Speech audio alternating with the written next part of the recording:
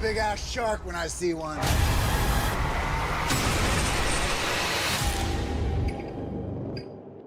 Hey, you doing, Adrian? good yourself? I'm doing good, thank you.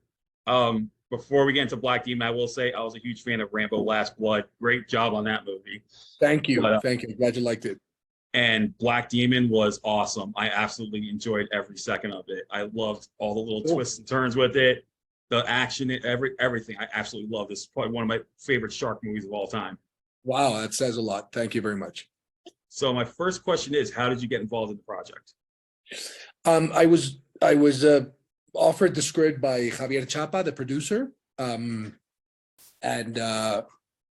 what immediately attracted to me about the script was the whole Latin, the whole idea of doing a genre shark movie in the Latin world, and with the whole Tlaloc mythology behind, and being able to dive even deeper into it, which is one thing I wanted to do when I read the original script, and Chapa was amazing, and he said, "Go for it, and let's do this," and then we took it from there. And 2 years later, That's the one thing I really liked. I mean, very rarely you see a shark movie. It's just a shark attacking people. But this one, I felt it was more than just the religion and I felt it had an environmental message as well. I mean, the reason the oil drilling caused this monster to wake up from down below and starts wreaking havoc. And right. I felt like at the same time it had a combination of religion and environmental message. How I felt. Cool. Yeah, that was one of our main goals, was that, how do you, in the whole shark universe, how do you differentiate yourself a little bit, even, from everything that's out there? And everything is valid and everything, but there's so much out there, and we're all so fascinated by sharks, that how do you try and, make something slightly different? And hopefully that's what we managed to do. And those were the main themes that I wanted to handle, was, the whole environmental thing, and the family unit, and then the whole mythology, which I'm very interested in. Yeah, and I gotta say, Josh Lucas did an amazing job on this film. I mean, Amazing. here he is playing this oil man, and he's supposed to just go for a simple inspection, and then all hell breaks loose. And I like the fact that they've visited there before, and now it's like totally desolate because of what's happened. And his family, the actors who play his family are wonderful also. I mean, it was just like, it felt like a typical family, and just the way the kids are always arguing, and it just had that chemistry was so natural. What was it And like? they did. I agree, and I think one of the big things about it is having managed to have them bond like they did, and like you said, I think it's a family movie first and foremost. We ended up getting an R rating, fair enough, but I think it's a family. I think it's a movie that a lot of people will be able to take their kids, and hey, sure, there's a few pieces of bones and flesh in there, but there's a story, hopefully, that they like. Yeah, exactly. And then I was really surprised. I was watching the film, and I remember the character of Chocolito. I'm looking right at him. I'm like, is that Hector Jimenez from Nacho Libre? And I'm like, and I look like, oh, it is him. And I'm like, that's cool. I haven't really seen him in anything since Nacho Libre, and here he is playing this, like, really, it's a small role, but it's somewhat of an impact as well, because he's like, I can't go there. I can't go past here. Nope, bad vibes. Yeah, It's like a little bit of comic relief to that role again, like he did with Nacho Libre. I mean, it must have been great working with him on that. He's great. He's fantastic, and he brings that natural lightheartedness to himself, even when he's doing something slightly serious. But there's a little bit of a breathing room that we needed as well in the movie, just to make sure we're not somber all the time. Yeah, and I also felt the film was an isolation thriller, because they're all stuck in this oil rig, and it's just them. That, like, the rest of the movie is basically them on the oil rig, and they can't go anywhere because the shark is, the megalodon is surrounding them. And I mean, and then, like I said, the action was great in this. And yes, it was grisly at times. Like the famous scene where the one guy is like laying there on the water, and Josh picks him up, and I'm like, even I was like, oh my God, I wasn't expecting that. Yeah.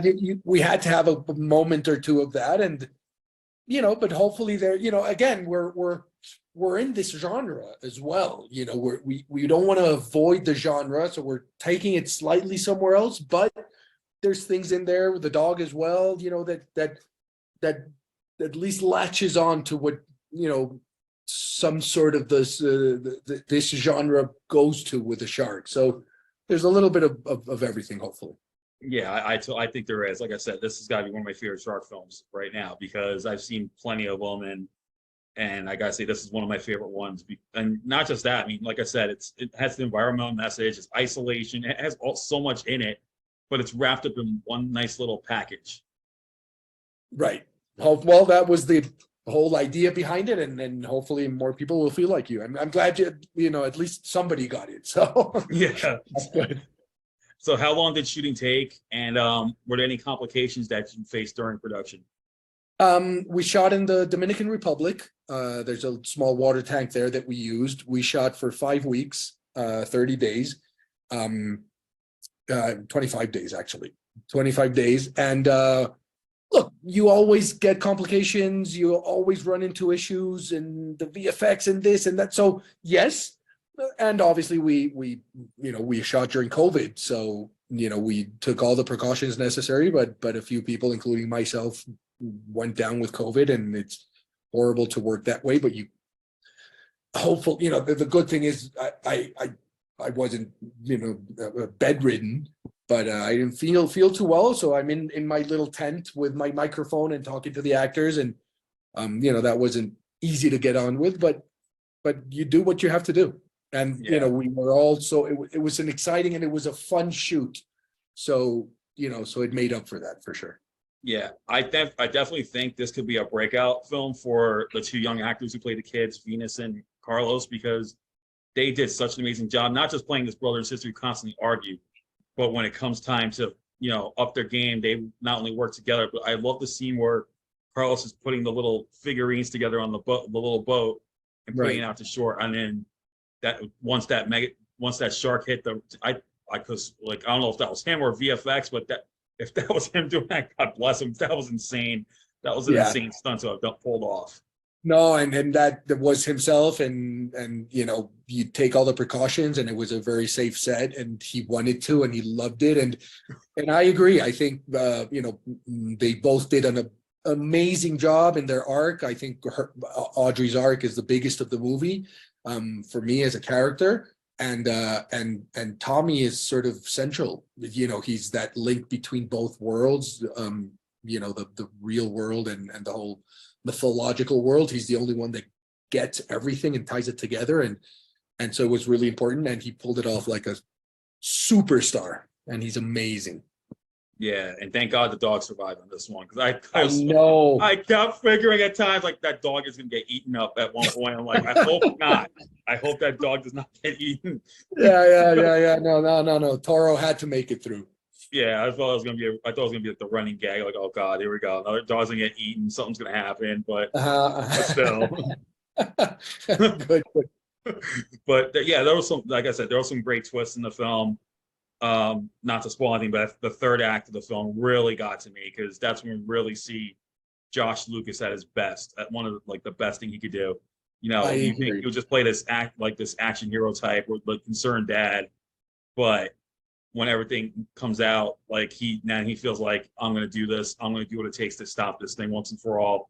And that's when he really goes into full-blown action mode. I think he did a tremendous job on that.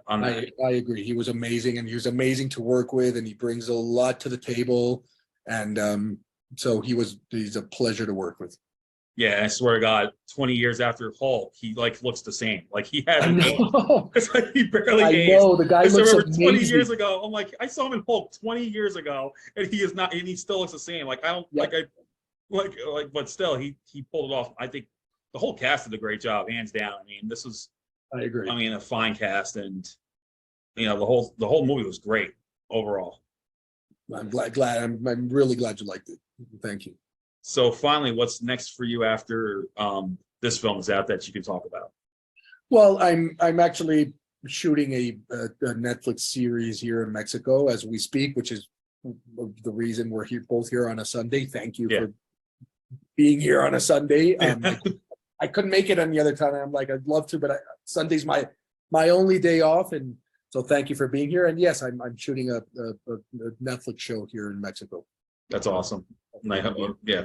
It'll be out So well, I will say this: people who like shark films, they're going to want to see the Black Demon. It's coming out April 28th. Fantastic movie. I mean, great performances. Anyone who loves environmental movies, isolation movies, and shark movies, they get the full package on this one.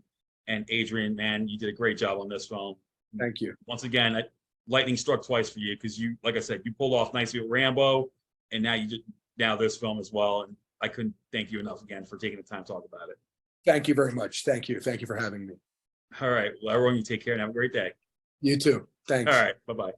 Bye. Thank